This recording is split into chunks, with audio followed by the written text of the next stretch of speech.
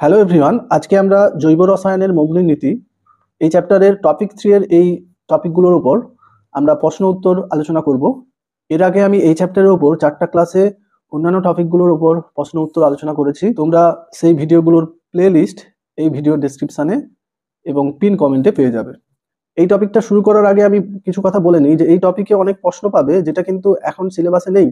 রায় Martin কিন্তু পুরনো সিলেবাসের যে কোশ্চেনগুলো কিন্তু এখন এবছর রেখে দিয়েছে, তারা কেন আলাদা করেনি আমি জানি না। এই এই বছরে এই চ্যাপ্টারটার নাম কি, জৈব রসায়নের মৌলিক নীতি। কিন্তু আগে এই চ্যাপ্টারটার নাম ছিল জৈব রসায়ন, মৌলিক নীতি ও প্রক্রিয়া। প্রক্রিয়া বলতে আমরা কিছু বিশ্লেষণ ছিল, গুণগত বিশ্লেষণ, কিছু পরিমাণগত বিশ্লেষণ, মানে সেগুলো কিন্তু এখন সিলেবাসে নেই। তাই আমি সেগুলো বাদ দিয়ে কিন্তু তোমাদের করাবো।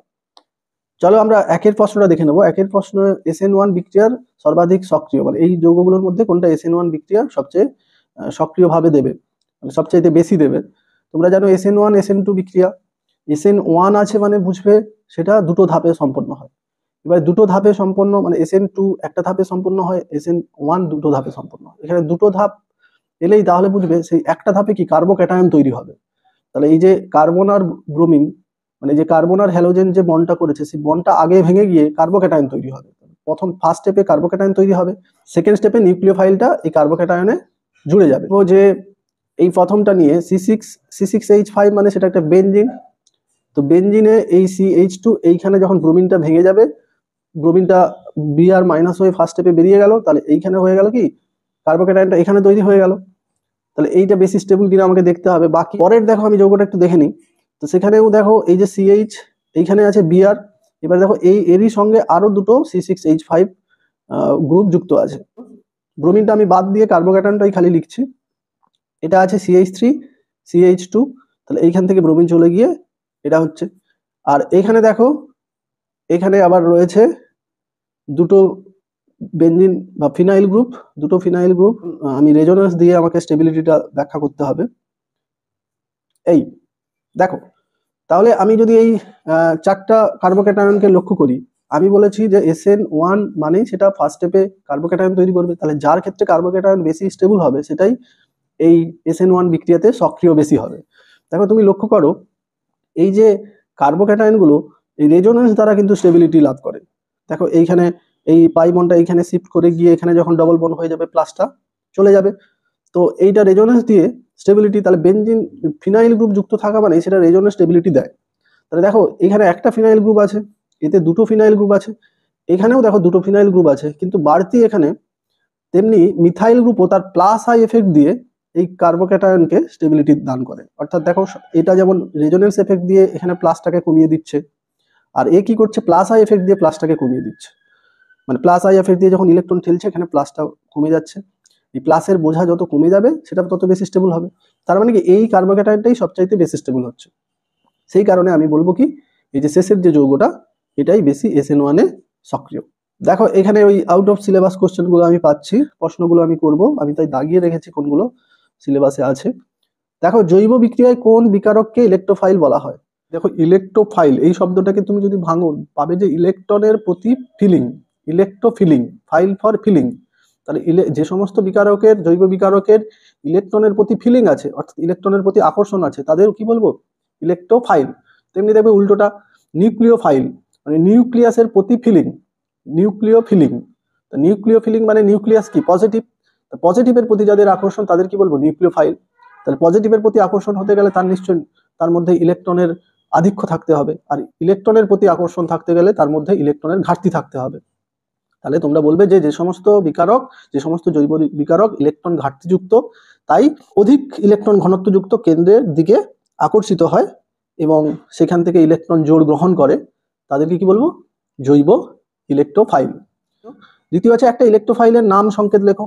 ও নাম আর উদাহরণ যদি বলি, নাইট্রো, এই যে নাইট্রো ক্যাটায়ন এরকম আমরা বলতে পারি। কিছু নিউট্রাল যাদের অষ্টক পূর্তি হয়নি তাদেরও কিন্তু ইলেকট্রনের প্রতি আকর্ষণ আছে। তো এই বোরনের অষ্টক পূর্তি হয়নি, তাই এর ইলেকট্রনের প্রতি একটা আকর্ষণ বা ঘাটতি থেকে গেছে। তাই কি বোরন ট্রাইফ্লুরাইডও একটা ইলেকট্রোফাইল, পশম ইলেকট্রোফাইল। বলা হচ্ছে যে 5-এর একে অ্যাম্বিডেন্ট নিউক্লিওফাইল। এক্ষুনি আমরা নিউক্লিওফাইলের কথা বললাম, অর্থাৎ যাদের নিউক্লিয়াসের প্রতি আকর্ষণ, অর্থাৎ পজিটিভের প্রতি আকর্ষণ। তো এই অ্যাম্বিডেন্ট নিউক্লিওফাইল কি না, এটাও একটা পজিটিভের প্রতি তার আকর্ষণ থাকবে, কিন্তু এখানে একটা বৈশিষ্ট্য লক্ষ্য করব যে সেই নিউক্লিওফাইলটার মধ্যে একাধিক পরমাণু পাবো যাদের নিউক্লিয়াসের প্রতি আকর্ষণ রয়েছে। একটা উদাহরণ দিয়ে বিষয়টা বুঝি, তাহলে দেখো Cn মাইনাস সায়ানো আয়ন, তাহলে দেখো এইখানে সি এর মাথায় নেগেটিভ চার্জ রয়েছে আর এখানে নাইট্রোজেনের মাথায় লোন পেয়ার রয়েছে, তাহলে সেই পজিটিভের প্রতি এই সি এর মাথায় এই মাইনাসটা দিয়েও আকর্ষিত হয় আর এই নাইট্রোজেনের মাথায় লোন পেয়ারটা দিয়েও আকর্ষিত হয়। তাহলে একই নিউক্লিওফাইলের মধ্যে দুটো অ্যাটম পাচ্ছি যাদের দুটো অ্যাটম দিয়েই সে পজিটিভের প্রতি আকর্ষিত। তাহলে আমি কি বলবো না, যে সমস্ত অ্যানায়নিক নিউক্লিওফাইলের ঋণাত্মক আধান দুটি ভিন্ন পরমাণুর ওপর থাকে, যে দুটি ভিন্ন পরমাণু দিয়ে সে ধনাত্মক আধানের প্রতি আকর্ষিত হয়, তাদের আমরা অ্যাম্বিডেন্ট নিউক্লিওফাইল বলবো। তবে তোমরা এই সায়ানো গ্রুপটা দিয়ে এটা একটু দেখিয়ে দেবে যে এটা মাইনাস, এখানে লোন পেয়ার, এটা দিয়েও সে আকর্ষিত হয় আর এটা দিয়েও আকর্ষিত হয়। হচ্ছে একটা পশম ইলেকট্রোফাইল ও একটা পশম নিউক্লিওফাইলের উদাহরণ। একই রকম ভাবে দেখো পশম ইলেকট্রোফাইল আমি এক্ষুনি দেখালাম BF3, দেখবো যে AlCl3, এখানেও দেখো এর যে অ্যালুমিনিয়ামের ফাঁকা ডি অরবিটাল রয়েছে, এই ফাঁকা ডি অরবিটালের ইলেকট্রন পূর্তির জন্য সে ইলেকট্রনের দিকে আকর্ষিত হয়। তাহলে এইগুলো নিউট্রাল ইলেকট্রোফাইল বা পশম ইলেকট্রোফাইল বলতে পারি। এবার বলছে পশম নিউক্লিওফাইল। পশম নিউক্লিওফাইলও দেখবো যে এই যেমন অ্যামোনিয়া, জল, দেখো এই যে যাদের উপর একটা লোন পেয়ার রয়েছে, তাহলে এই লোন পেয়ারটা দিয়ে কি সে পজিটিভের প্রতি আকর্ষণ হবে, তাই এদেরকে আমরা তো নিউক্লিওফাইল বলবো। পাশাপাশি এদের মাথায় তো কোনো চার্জ নেই, তাই এদেরকে বলবো পশম নিউক্লিওফাইল। একই রকম SN1, এই যৌগগুলোর মধ্যে SN1 কে দেবে, সে একই, তাহলে কার্বোক্যাটায়ন যার বেশি স্টেবল সেটাই বেশি SN1 দেবে। তাহলে কার্বোক্যাটায়ন কার বেশি স্টেবল আমরা চলো দেখে নিই। তো এখানে দেখো বেনজিনের সঙ্গে ক্লোরিন, তাহলে এখানে ক্লোরিনটা কি বেনজিন থেকে সহজে ব্রেক করবেই না, মানে কার্বোক্যাটায়ন এখানে তৈরি হবেই না, কারণ কি এটা রেজোনেন্স দিয়ে এখানে দ্বিবন্ধন ক্যারেক্টার লাভ করে, এই বন্ডটা সহজে ভাঙবে না। তা এই কারণে আমি বলতে পারি যে ক্লোরোবেনজিন মানে এই SN1 দেবেই না, যেতে বেশি দেবে সেটা বলতে চাইছে। তাহলে দেখো এখানে তার মধ্যে এইটার যদি ধরি, এটা একটা দেখো বল লাইন স্ট্রাকচার, মানে এইখানে তাহলে যদি ক্লোরিন বন্ডটা ভেঙে যায় তাহলে এইখানে প্লাস দাঁড়াবে। SN1 মানে দুটো স্টেপে বলেছি, ফার্স্ট স্টেপে কার্বোক্যাটায়ন, তাহলে এটা ক্লোরিন আছে, তাহলে এটা ব্রেক করে গেলে তাহলে এইখানে প্লাস দাঁড়াবে, তার মানে এটা কি ইথাইল কার্বোক্যাটায়ন। আর দেখো শেষেরটাই আমি দেখতে পাচ্ছি, তাহলে সেটা দেখো কেমন আছে, এইরকম আছে। তাহলে এইটা যখন ব্রেক করে যাবে তাহলে এইখানে প্লাস দাঁড়াবে, আমি সেটা লিখে দিচ্ছি। এইটা দেখো, এইটা সবচাইতে রেজোনেন্স দ্বারা স্টেবিলিটি, দেখো এটা রেজোনেন্স দিয়ে একটা প্রতিসম আর একটা গঠন পাবো। এইটা এই যৌগটা এই কার্বোক্যাটায়নটা রেজোনেন্স দ্বারা বেশি স্টেবল হচ্ছে। এই কার্বোক্যাটায়নটা জাস্ট মিথাইল গ্রুপ দ্বারা একটা স্টেবিলিটি লাভ করছে। আর এখানে দেখো ট্রিপল বন্ড বা ডবল বন্ডের কার্বনের উপর পজিটিভ চার্জটা কিন্তু আনস্টেবল। দেখতে পেলাম যে এই যৌগটাই সবচাইতে দ্রুত SN1 দেবে। বলছে যে 6-2 CH3Cl মানে মিথাইল ক্লোরাইড SN1 বিক্রিয়ায় অংশগ্রহণ করে না কেন।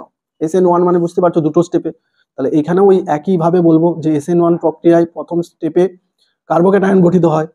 তাহলে ফার্স্ট স্টেপে যদি কার্বোক্যাটায়ন তৈরি হয় তাহলে এইখান থেকে আমরা যে কার্বোক্যাটায়নটা পাচ্ছি CH3 প্লাস মিথাইল কার্বোক্যাটায়ন, যেটার স্থায়িত্বতা খুবই কম, স্টেবিলিটি কম, তাই এটা SN1 বিক্রিয়া দেবে না। তারপরে আমাদের কিছু নিউক্লিওফাইল দেওয়া হয়েছে, সেখানে বলা হচ্ছে কোনটা তীব্রতর নিউক্লিওফাইল। দেখো এটাও নিউক্লিওফাইলটার সংজ্ঞায় যদি তোমরা মনে রাখো, সেখানে বলা হচ্ছে কি যে নিউক্লিয়াসের প্রতি অর্থাৎ পজিটিভের প্রতি যার আকর্ষণ, তা পজিটিভের প্রতি আকর্ষণ হওয়ার জন্য তার উপর কি ইলেকট্রনের আধিক্য থাকতে হবে, তাহলে যার ইলেকট্রনের আধিক্য বেশি সেই তীব্রতর নিউক্লিওফাইল হবে।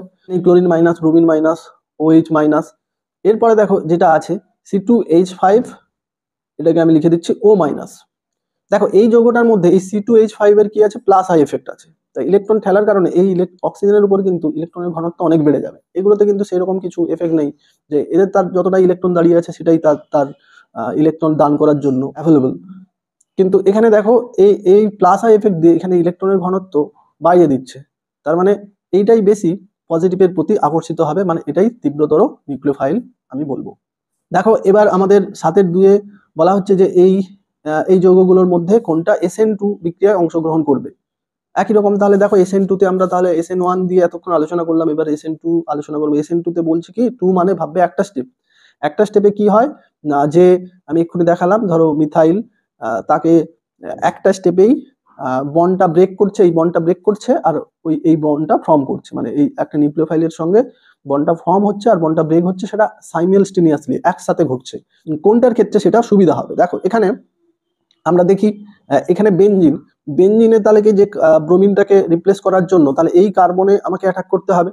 তাহলে এই কার্বনে অ্যাটাক করার জন্য ধরো একটা OH একটা নিউক্লিওফাইল নিয়ে নিচ্ছে, সেই নিউক্লিওফাইলটা যখন পেছন দিয়ে অ্যাটাক করবে, দেখো এইখানে আছে কি পি অরবিটাল গুলো এরকম দাঁড়িয়ে আছে, পি অরবিটাল যেগুলো পাই বন্ড তৈরি করেছে, তাহলে তাদের সঙ্গে কি এদের একটা ধাক্কা হবে পেছন দিয়ে। বেনজিন কখনোই তাকে পেছন দিয়ে অ্যাটাক করাটাকে অ্যালাউ করবে না।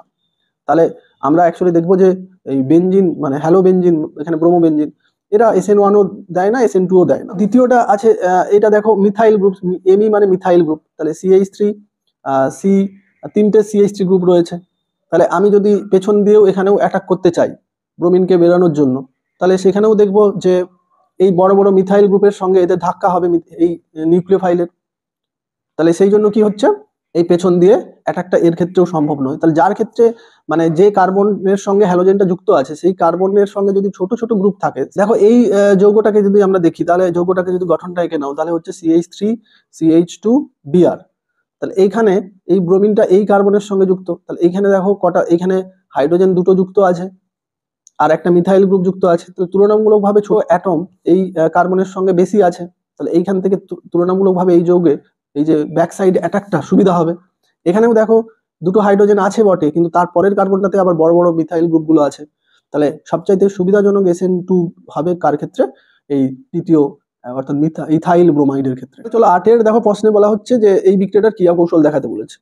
তুমি ভালো, তাহলে এখানে আগে দেখে নাও এটা SN1 এ যাবে না SN2 তে। আমি এক্ষুনি বললাম SN2 হওয়ার জন্য মানে ব্যাক সাইড অ্যাটাক হবে। ব্যাক সাইডের জন্য তাহলে যে কার্বনটা হ্যালোজেনের সঙ্গে যুক্ত সেটা যদি ছোট ছোট অ্যাটম বা গ্রুপের সঙ্গে যুক্ত থাকে তবেই সেটা ব্যাক সাইড অ্যাটাক পসিবল। তাহলে এখানে দেখো সেটা কন্ডিশনটা ফিল আপ করেছে, হাইড্রোজেন যুক্ত আছে, তাহলে এটা SN2 তে হবে। তাহলে SN2 তে জন্য দেখো এখানে যে নিউক্লিওফাইলটা KOH এর মধ্যে কি আছে OH মাইনাস, তাহলে এখানে নিউক্লিওফাইলটা OH মাইনাস। তাহলে আমি কি দেখাবো না, এটাকে আমি এইরকম আয়োডিনটা দেখিয়ে দিচ্ছি, তোমরা পারলে এই হাইড্রোজেন বন্ডগুলো দেখিয়ে দাও।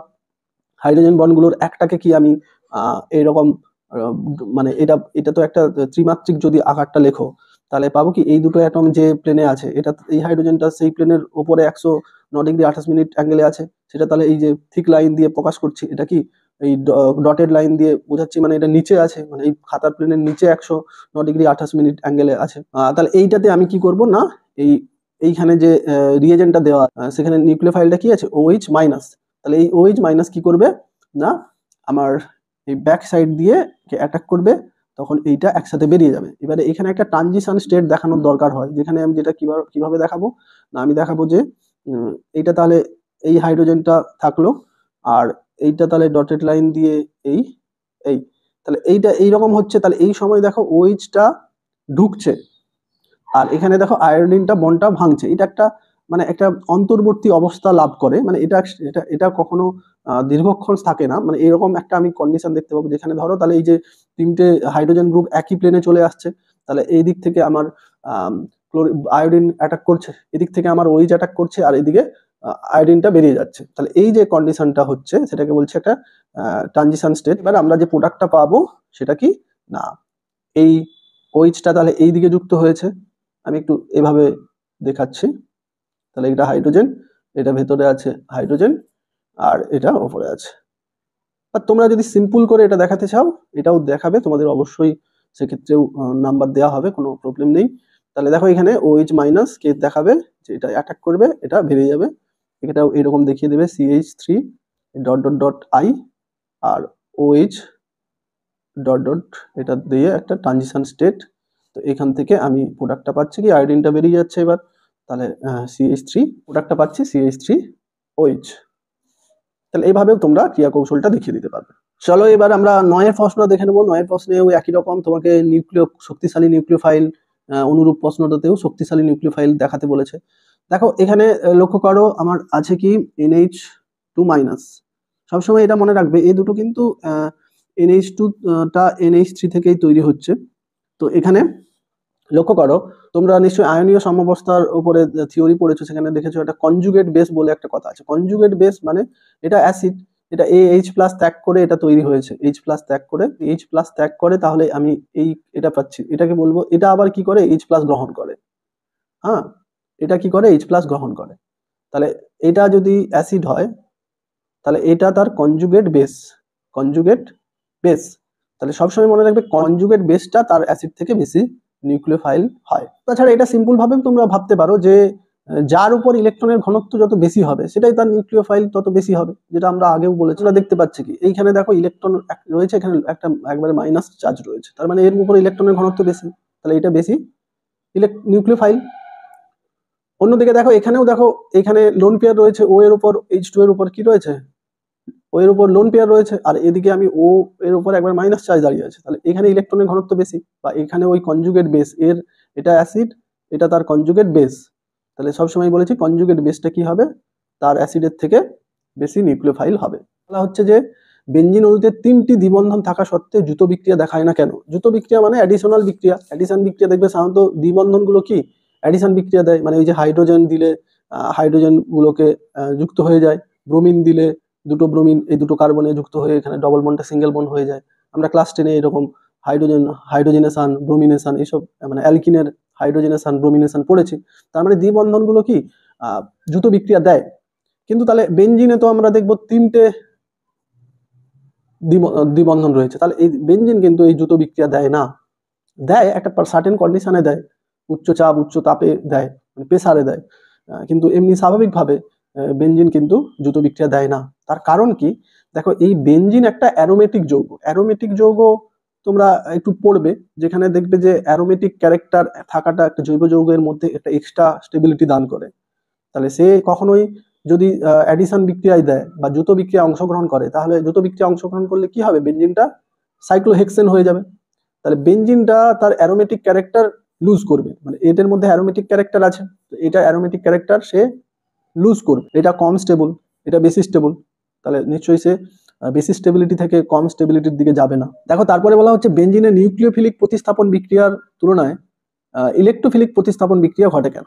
মানে আমি যদি প্রতিস্থাপন বিক্রিয়া মানে বুঝতে পারছো যে এই যে বেনজিনের এই যে হাইড্রোজেন গুলো C6H6 এটা তো 6টা কার্বন, তাহলে এইগুলো কি 6টা হাইড্রোজেন রয়েছে, এই হাইড্রোজেন গুলো যদি রিপ্লেস হওয়াটাকে প্রতিস্থাপিত হওয়াকে বলবো কি, এবারে সেই প্রতিস্থাপনটা নিউক্লিয় ফাইল দিয়ে হতে পারে আর ইলেকট্রোফাইল দিয়ে হতে পারে।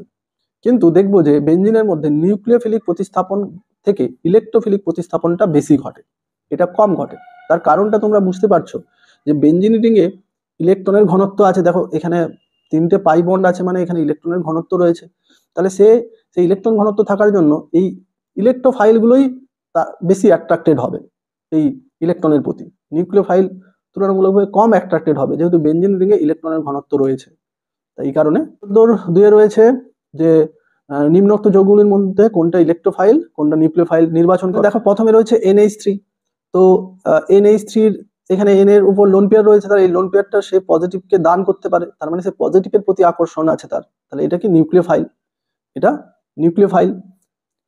দেখো BF3-তে অষ্টক পূর্তি হয়নি, বোরনের কাছে 6টা ইলেকট্রন রয়েছে, এখনো তার 2টো ইলেকট্রন দরকার, অর্থাৎ তার ইলেকট্রনের প্রতি আকর্ষণ রয়েছে, অর্থাৎ এখানে ইলেকট্রনের ঘাটতি রয়েছে, তাহলে ইলেকট্রনের ঘাটতি থাকলে ইলেকট্রনের প্রতি আকর্ষণ হওয়ার জন্য কি এটা ইলেকট্রোফাইল। অন্যদিকে দেখো এটা ROH-এও দেখো এই ও এর উপরে লোন পেয়ার রয়েছে, তাই লোন পেয়ার দিয়ে সে পজিটিভের প্রতি আকর্ষিত হয়, তাহলে এটা কি নিউক্লিওফাইল। অন্যদিকে দেখো AlCl3-তে দেখবো যে এখানে যে ভ্যাকেন্ট ডি অরবিটাল রয়েছে, অ্যালুমিনিয়ামের যদি আমরা Al3+ করি সেখানে দেখবো যে তার ভ্যাকেন্ট ফাঁকা ডি অরবিটাল, এখানে P পর্যন্ত ফিল আপ হয়েছে, তাদেরকে ভ্যাকেন্ট খালি ডি অরবিটাল রয়েছে, সেই খালি ডি অরবিটালে সেই ইলেকট্রন গ্রহণ করতে পারে, তাই এটাকে কি বলবো, সে